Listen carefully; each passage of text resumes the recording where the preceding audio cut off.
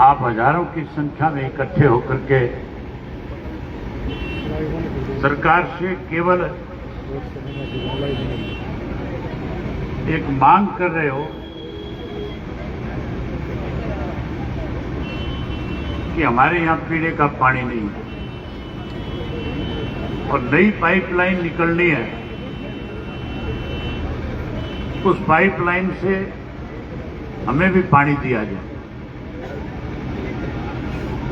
इसके लिए धरने का संचालन करने वाले सारे जितने भी साथी हैं, मैं उन सबको इस बात के लिए बधाई देता हूं कि आपने बहुत ही अच्छे ढंग से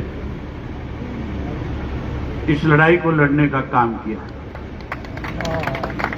लगातार जब से आपका धरना लगा है, अलग अलग राजनीतिक दलों के लोग भी आए, सामाजिक संगठनों के लोग भी आए,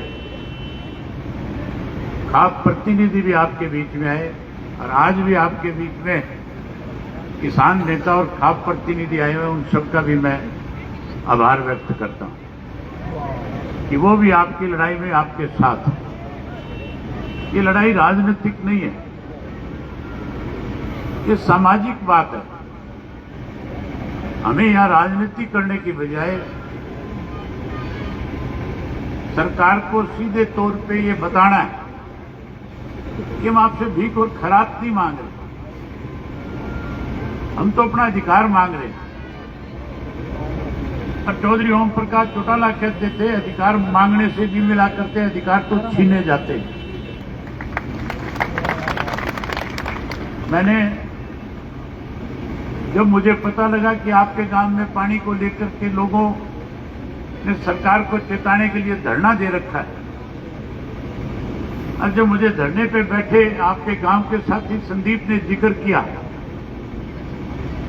मैंने उनसे कहा था जब आप मुझे कहोगे मैं आपके बीच में आकर के आपकी इस लड़ाई को सरकार के साथ लड़ने का काम करूंगा।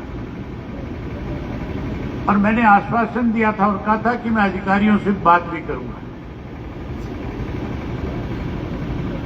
उसी टाइम मैंने जो एससी इरिगेशन है, एससी पब्लिक हेल्थ जो गरज है, उससे बात करी और उसने मुझे बताया कि हम तो चाहते हैं पानी दे दिया जाए, लेकिन कुछ लोग जो सत्ता में बैठे हैं वो कहीं ना कहीं अपना फायदा उठाना चाहते हैं। ये पानी हांसी के लोगों के लिए नहीं है,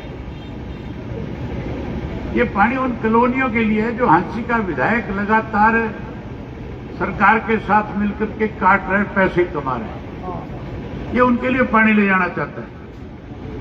अभी एक साथी भाजपा से 51,000 रुपये दे रहा है धरने को। बड़ी हैरानी की बात है, तुम्हारी सरकार है और तुम धरने में आकर के 51,000 रुपया दे करके कहीं सहानुभूति प्राप्त करना चाहते हो। अगर तुम इतने हितैषी हो लोगों के, तो फिर छोड़ दो भारतीय जनता पार्टी को, बैठ जाओ उनके साथ, लगातार खड़े हो जाओ, लड़ाई लड़ो। वहां सरकार में रह रहे हो और यहां लोगों से सहानुभूति भी बटोर रहे हो। बात 51,000 रुपये की नहीं है। अगर यहां गांव के लोगों ने ये फैसला कर लिया कि हमने करोड़ों रुपए इकट्ठा करना है, इस लड़ाई को लंबे समय तक लड़ना है, तो मैं ये मान के चलता हूं ये एक ऐसा गांव है जो अपने भाईचारे के लिए 51 लाख रुपए इकट्ठे करके बिजली देता है।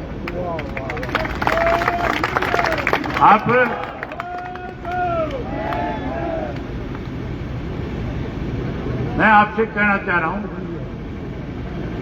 कि मैं फिर सरकार में बैठे लोगों से बात करूंगा। आज तक का आपने समय दिया 4 बजे तक का, आपकी कमेटी फैसला कर ले, इंडियन नेशनल लोकदल पार्टी का एक एक कार्यकर्ता आपके साथ है। हमने जब भी कोई सामाजिक बात आई इस प्रदेश के अंदर, चाहे वो जाट आरक्षण का मामला था, चाहे साथियों किसान आंदोलन की बात थी,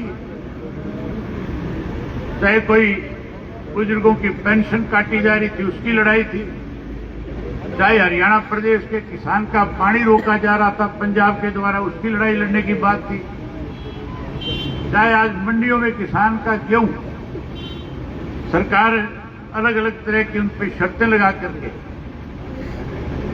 उसको कमजोर करना चाह रही थी उसकी बात थी।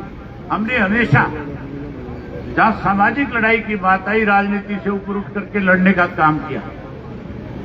आज भी मैं कोई आपके बीच में राजनीति करने नहीं आया, मैं केवल आपको ये आश्वासन देने आया हूं, विश्वास दिलाने आया हूं। जो फैसला आप ले लोगे, आपके साथ खड़े होंगे और आपकी लड़ाई लड़ेंगे, और आपकी लड़ाई उस हद तक जाकर के लड़ेंगे जब तक आपको पानी नहीं मिलेगा, तब तक आपके साथ खड़े होकर के सरकार को मजबूर करने का काम करेंगे।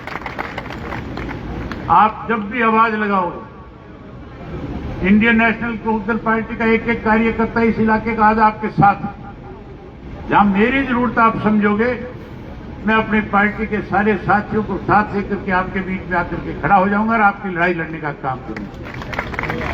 यही बात आपसे कहने के लिए आया था। उम्मीद करूंगा कि आप इसको अच्छे ढंग से आंदोलन को चलाओगे, अच्छे ढंग से लड़ाई को लड़ोगे। मेरे से पहले चनूड़ी जी एक बात कह रहे थे कि सरकार को समझ लेना चाहिए, हम कोई नाजायज बात नहीं कर रहे। अगर सरकार पानी दे देती है